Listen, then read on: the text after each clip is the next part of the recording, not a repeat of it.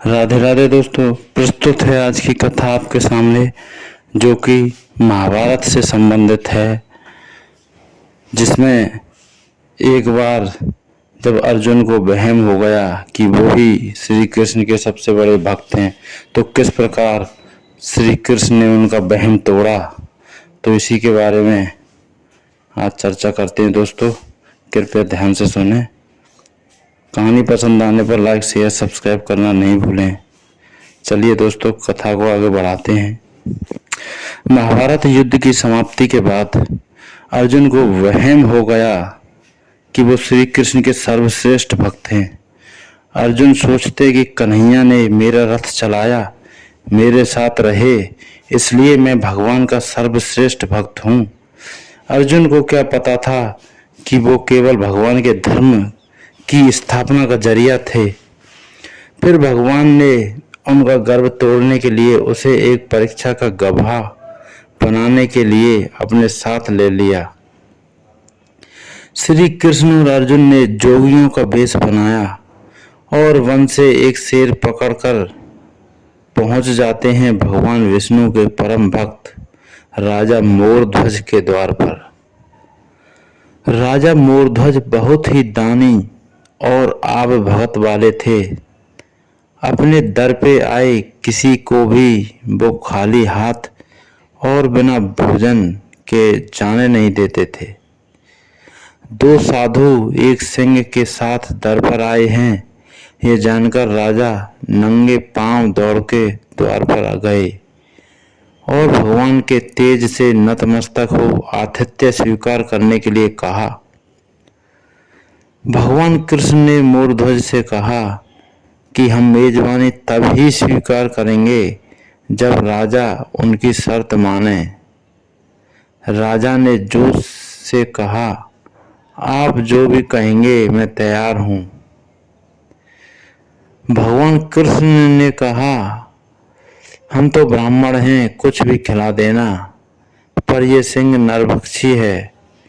तुम अपने इकलौते बेटे को अपने हाथों से मारकर इसे खिला सको तो ही हम तुम्हारा आतिथ्य स्वीकार करेंगे। भगवान की शर्त सुन मोरध्वज के होश उड़ गए।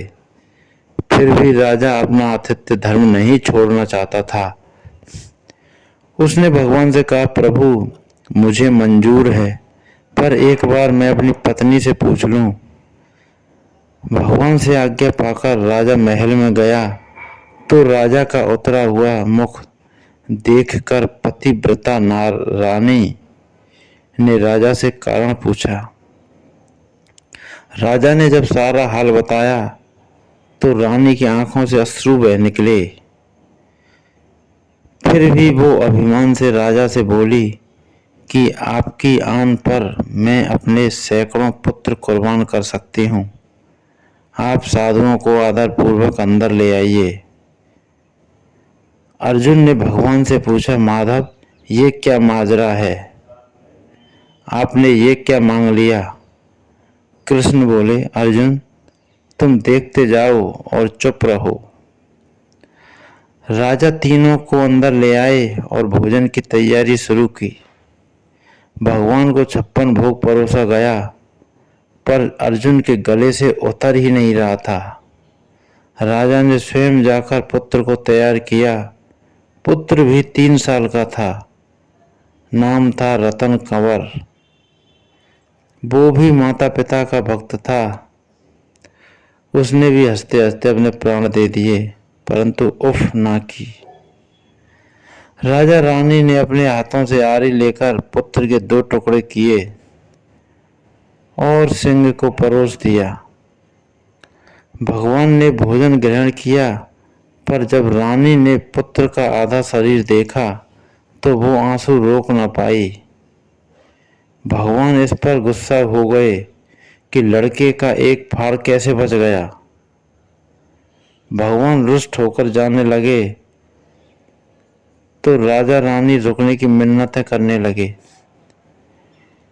अर्जुन को एहसास हो गया था कि भगवान मेरे ही गर्व को तोड़ने के लिए ये सब कर रहे हैं।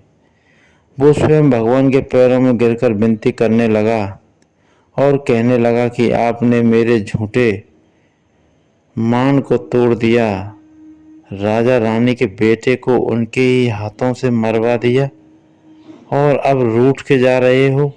ये उचित नहीं है प्रभु, मुझे माफ करो और भक्त का कल्याण करो।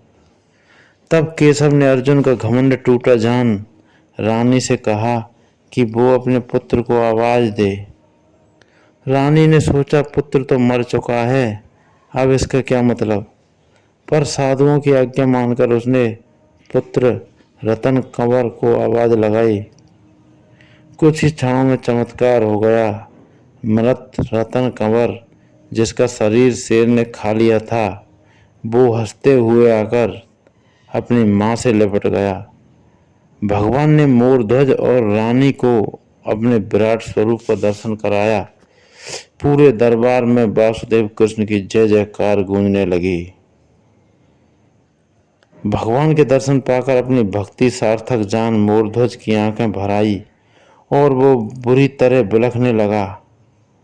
भगवान ने वरदान मांगने को कहा तो राजा रानी ने कहा, भगवान एक ही वर दो कि अपने भक्त की ऐसी कठोर परीक्षा ना लें जैसी आज आपने हमारी ली है। तथास्तु कहकर भगवान ने उनको आशीर्वाद दिया और पूरे परिवार को मोक्ष प्रदान किया। तो दोस्तों, कथा अगर पसंद आई हो तो लाइक शेयर सब्सक्राइब करें। जय जय श्री राधे दोस्तों।